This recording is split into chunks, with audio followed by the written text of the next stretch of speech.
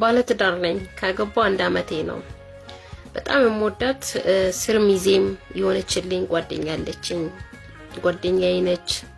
አብረን ረጅም ጊዜ ጓደኛሞች ነን። በዚህ ላይ ደግሞ ሚዜም ነበረች። ብዙ ጊዜ ከኔ ጋር አንለያይም።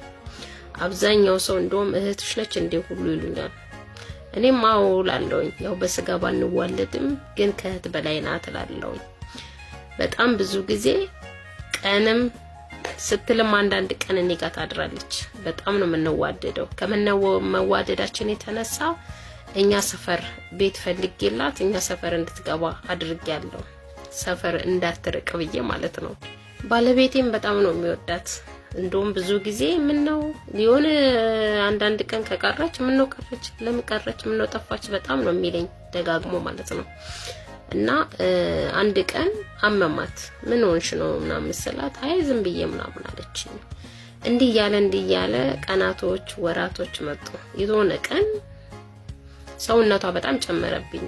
ምን ሆንሽ ነው ውዴ ምናምን አልኳት ስላት አይ እንጃ ምን እንደሆንኩኝ ይሄ ነገር ኪሎሽ እየጨመረ ነው መቀነስ አለብሽ። አረ ሰውነትሽ ተበላሸ፣ ቅርጽሽ ተበላሸ አልኳት። እሺ አጠፋዋለሁ ስፖርት እሰራለሁ አለችኝ። እኔም እሺ ምናምን አልኳትና ዝም አልኳት። ግን ቀን አይቀርምና የሆነ ቀን ሆዷ በጣም ገፋብኝ። ጓደኛዬ ምንድነው ሆድሽ አረገሽ እንዴ አልኳት። እንደ ቀልድ ነበር። እሷም ድንገት ነው ካፏ አመልጣት አው አለችኝ።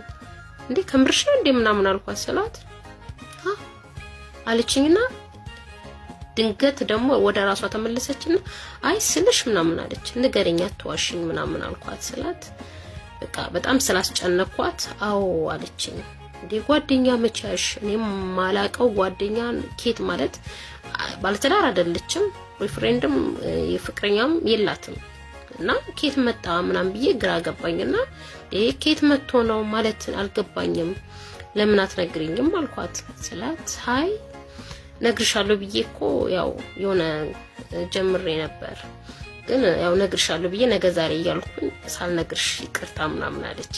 እኔም እሺ በቃ አላስጨንቃትም ብዬ በቃ ነገሮችን አቆምኩኝና ግን አስታውቀኝ እሺ ፕሮግራም ላድርግ የሆነ ነገር ላድርግ ምሳ ላዘጋጅ ወይስ እራት አንድ ቀን ላዘጋጅና ተጠሪዋልሽ ታስታውቂኛለሽ አልኳት ስላት እሺ ነገ ዛሬ ለስራ ፊልድ ወጥቶ ነው ምናምን ያለችኝ ተሸፋፍናለች ማለት ነው። እሺ ምናምን አልኳትና እኔም ጫና ላደርግልባት አልፈለኩም።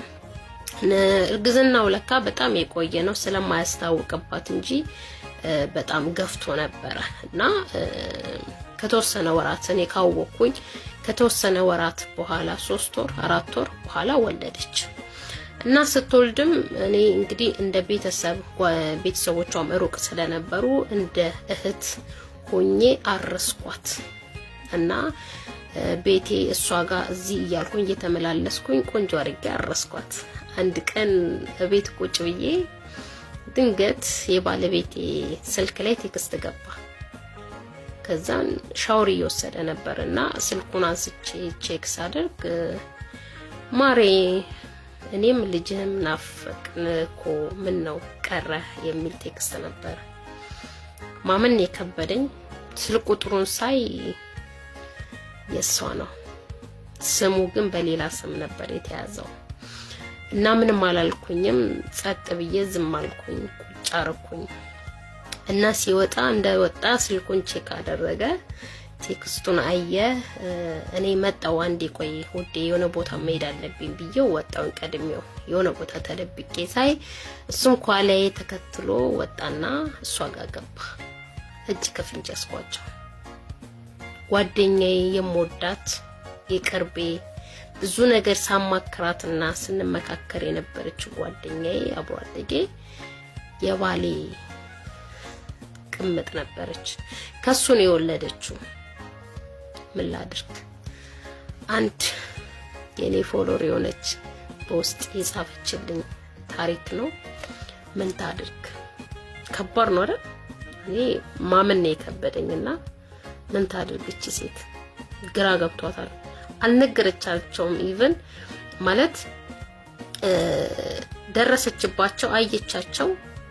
የሆነ እንዳልገባው ሰው ነው የሆነችው እና ግራ ገብቷታል፣ ዞሮባታል። ወላ በጣም ስለከበዳት እያመማት ነው።